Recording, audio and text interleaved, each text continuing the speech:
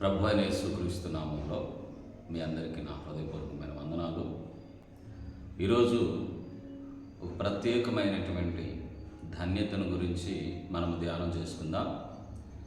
కీర్తనల గ్రంథం 1వ అధ్యాయంలో 2వ వచనంలో ఒక ప్రత్యేకమైన ధన్యత వ్రాయబడింది. ఆ ధన్యతను ఒకసారి చదువుకుందాం. యెహోవా ధర్మశాస్త్రమునందు ఆనందించుచు దివారాత్రము దానిని ధ్యానించువాడు ధన్యుడు అని వ్రాయబడింది.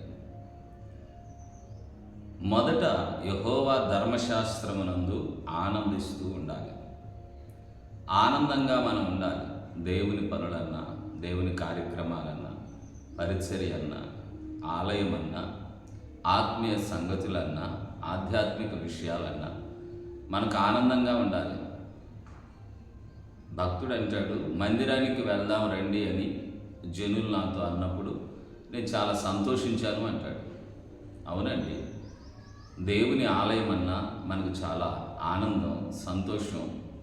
పరిచర్య అన్నా, ఆధ్యాత్మిక కార్యక్రమాలన్నా చాలా ఆనందంగా మనం ఉండాలి అనేటువంటిది భక్తులు ఇచ్చిన సాక్ష్యం. ఫిలిప్పీ పత్రిక 4వ అధ్యాయం 4వ వచనంలో ఎల్లప్పుడూ ప్రభువునందు ఆనందంగా ఉండండి, మరలా చెప్తున్నాను ప్రభువునందు ఆనందించండి అని వ్రాయబడలేదా? ప్రభువులో మనం ఆనందించాలి. ఇంకా మీరు అడగవచ్చు, శ్రమలు, కష్టాలు, బాధలు ఉన్నాయ్యా అని.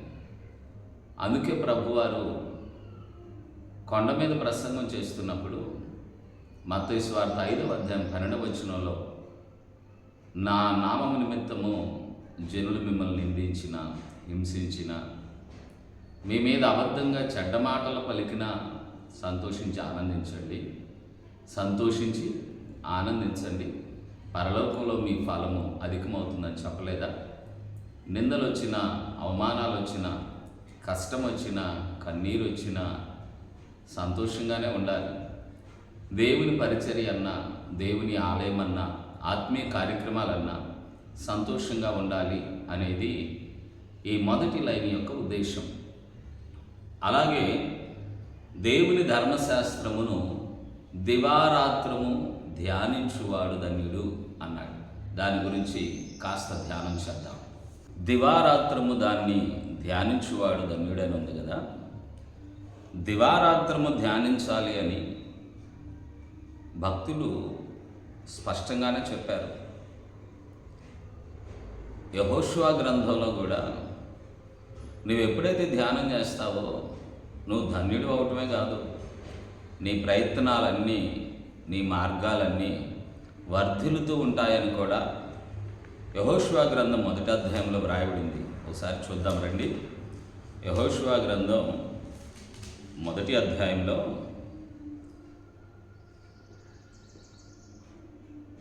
1వ అధ్యాయము 8వ వచనంలో ఇలా వ్రాయబడింది, చూడండి.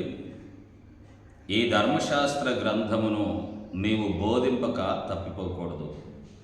దానిలో వ్రాయబడిన వాటన్నిటి ప్రకారము చేయుటకు నీవు జాగ్రత్త పడునట్లు దివారాత్రము దాన్ని ధ్యానించిన ఎడల నీ మార్గమును వర్ధిల్ల చేసుకొని చక్కగా ప్రవర్తిస్తావు. నీ మార్గాలు వర్ధిల్లుతాయని, నువ్వు చక్కగా ప్రవర్తించేవాడివిగా గుర్తించబడతావని, ధన్యకరంగా ఉంటావని దివారాత్రులు ధ్యానించే వారికి దేవుడిస్తున్న గొప్ప ఆధిక్యత కదా. దేవుని ధర్మశాస్త్రాన్ని దివారాత్రులు ధ్యానించాలి. భక్తుడు ఇంకా చాలా విషయాలు మనతో మాట్లాడతాడు.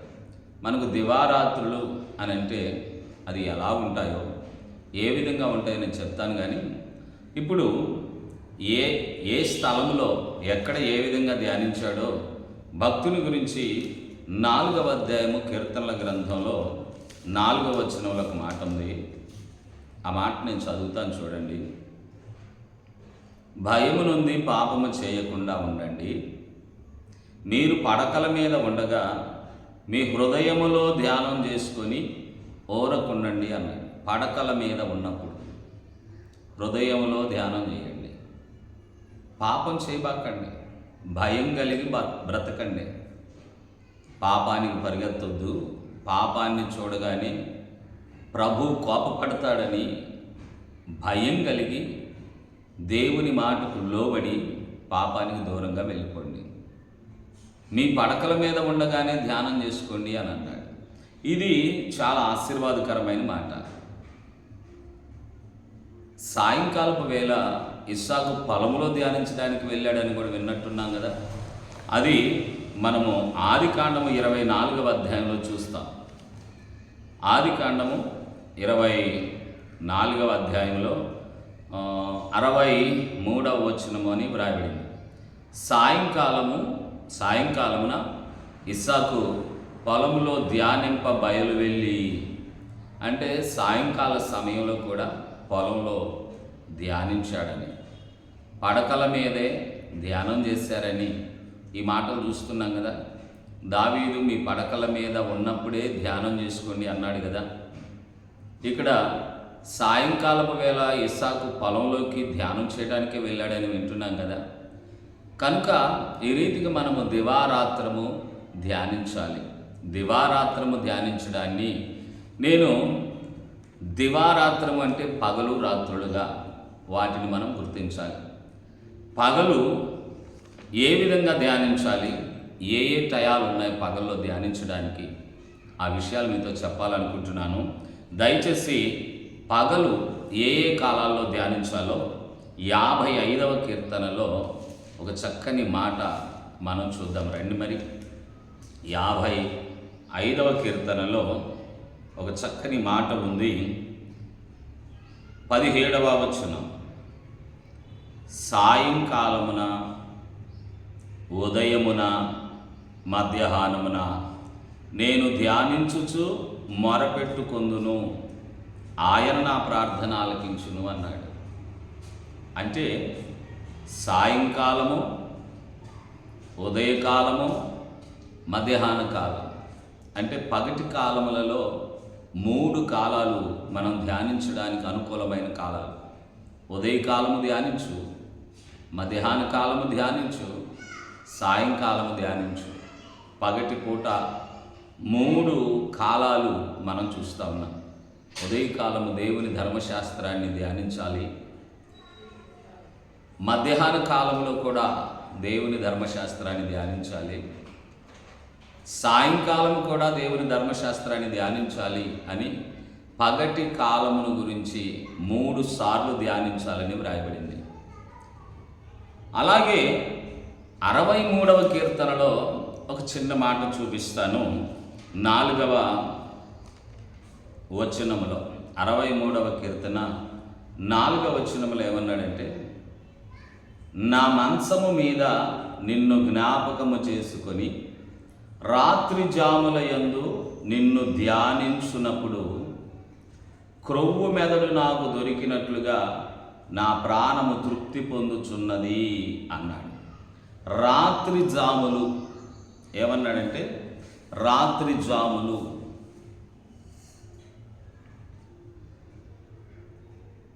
63వ కీర్తన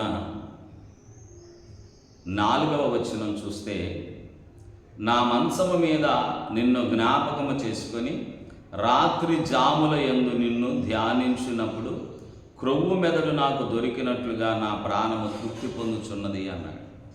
రాత్రి జాములు మీరు గమనించగలిగితే, రాత్రి జాములు మనం చాలా విషయాలు ఆలోచన చేస్తే, రేయి మొదటి జామున నీ పసిబిడ్డల ప్రాణం కొరకు ఆకాశమందున్న దేవుని తట్టు కన్నులెత్తి ప్రార్థించు. నీ కంటి పాపకు విరామము కలుగనీయకుండా నువ్వు విజ్ఞాపన చేయమని విలాపవాక్యాల్లో వ్రాయబడి ఉందిగా. ఆ మాట చూడండి. విలాపవాక్యాలు 2వ అధ్యాయంలో 19వ వచనం, నీవు లేచి రేయి మొదటి జామున మొరపెట్టుము, నీళ్లు కుమ్మరించినట్లు ప్రభు సన్నిధిని నీ హృదయం కుమ్మరించుము, నీ పసిపిల్లల ప్రాణము కొరకు నీ చేతులను ఆయన తట్టు ఎత్తుము అన్నాడు. రేయి మొదటి జాము. మనకు ఇంకా చాలా వాక్యాలు, చాలా రెఫరెన్స్లు చదివించడానికి ఓకే సమయం ఉన్నప్పటికీ అలా చెప్తున్నాను, జాగ్రత్త వినండి. ఏంటంటే, రేయి మొదటి జామున మనం ప్రార్థించాలి. ఆ తర్వాత దేవుడు అంటున్నాడు, ఏ జామున ఆయన వస్తాడు, మొదటి జామున వస్తాడో, రెండవ జామున వస్తాడో, మూడవ జామున వస్తాడో, తెల్లవారుజామున వస్తాడో మీకు తెలియదు కనుక మీరు మెలకువగా ఉండి ప్రార్థించండి అన్నాడు. అంటే రేయిలో 4 జాములు ఉన్నట్లుగా మనం చూస్తున్నాం. మొదటి జాము, రెండవ జాము, మూడవ జాము, తెల్లవారుజాము. రేయి మొదటి జాము ఉంది, ప్రార్థన చేస్తున్నాం కదా. తర్వాత రెండవ జాము ఉంది. రెండవ జాము నడిజాముతో పోల్చబడింది. మూడవ జాము వేకువ జాముతో పోల్చబడింది. 4వ జాము తెల్లవారుజాముతో పోల్చబడింది.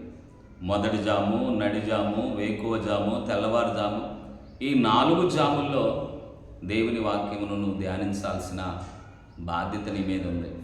ఎందుకంటే ఇక దివారాత్రము ధ్యానించడం అంటే నిద్రాహారాలు మానుకొని అని కాదు. అవకాశం ఉన్నంత వరకు నువ్వు ధ్యానిస్తున్నావు, నీకు తెలియకుండానే ధ్యానం చేస్తున్నావు. రేయి మొదటి జాములంటే 6 గంటల నుంచి సాయంకాలం 6 గంటల నుంచి 9 గంటల వరకు మొదటి జాము అయితే, 9 గంటల నుంచి 12 గంటల వరకు అది రెండవ జాము లేదా నడిజాము అనుకుంటే, 12 గంటల నుంచి 3 గంటలకు వేకువ జాము అనుకుంటే, ఆ తర్వాత 3 గంటల నుంచి తెల్లారిన తర్వాత 6 గంటల వరకు అది తెల్లవారుజాము అనుకుంటే, ఈ జాముల్లో నువ్వు ధ్యానం చేస్తూ పగటి కాలాల్లో అంటే ఉదయకాలం, మధ్యాహ్న కాలం, సాయంకాలం, రాత్రి జాములంటే మొదటి జాము, నడిజాము, వేకువ జాము, తెల్లవారుజాము, ఈ 4 జాములు. అందుకే భక్తుడు కీర్తనాకారుడు అంటాడు 119వ కీర్తనలో, 119వ కీర్తన 164వ వచనంలో ఏమంటాడో చూడండి. దినమునకు 7 మార్లు నేను నిన్ను స్తుతించుచున్నానయ్యా అన్నాడు. దినమునకు 7 మార్లు. ఒక రాజు అయ్యుండి ఇశ్రాయేలు ప్రజలకు నాయకుడై ఉండి దినమునకు 7 మార్లు ఆయన్ను స్తుతించగలిగాడంటే ఎలా? పగలు 3 కాలాలు, ఉదయకాలము, మధ్యాహ్న కాలము, సాయంకాలం, అలాగే రాత్రి 4 జాములు, మొదటి జాము, నడిజాము, వేకువ జాము, తెల్లవారుజాము, 7 పర్యాయాలండి. రాత్రి 4 జాములు, పగలు 3 కాలాలు, మొత్తం 7 జాముల్లో ప్రభువును స్తుతించగలిగాడు భక్తుడైన దావీదు. అందుకే దివారాత్రము ధ్యానించువాడు ధన్యుడు అన్నాడు. ధర్మశాస్త్రమును ధ్యానించు, ధర్మశాస్త్రానుసారంగా జీవించు, అందులో ఆనందించు, నీ జీవితం ధన్యమవుతుంది. నీ మార్గాల్లో నీవు వర్ధిల్లుతావు, ఆశీర్వాదకరంగా ఉంటావు. అందుకొరకే నీ కొరకు ఈ లేఖనం దేవుడు తెలియపరిచాడని నమ్మితే యెహోవా ధర్మశాస్త్రమునందు ఆనందిస్తూ దివారాత్రులు ధ్యానించువారు ధన్యులవుతారు అనడంలో ఏమాత్రం సందేహం లేదు. ఇలా ధ్యానించి చూడు, తప్పకుండా నీవు ధన్యకరమైన జీవితాన్ని అనుభవిస్తావు. దివారాత్రము ధ్యానించిన నీవు పరలోకంలో నిత్యము యుగయుగాలు ఉండే ఆ మహిమ కలిగిన పరిశుద్ధులతో స్థిరంగా, శాశ్వతంగా బ్రతకగలుగుతావు, జీవించగలుగుతావు. అక్కడ నువ్వు వారితో కలిసి నిత్యము పరిశుద్ధుడు, పరిశుద్ధుడు, పరిశుద్ధుడు అంటూ దేవుని స్తుతించే పరిశుద్ధుల సహవాసంలో నువ్వు ఉండాలంటే ఇక్కడ దివారాత్రము దేవుణ్ణి ధ్యానించు, దేవుని యొక్క ధర్మశాస్త్రమును, లేఖనాన్ని ధ్యానించు, నీవు ధన్యుడు అవుతావు. దేవుడు నిన్ను దీవించునుగాక.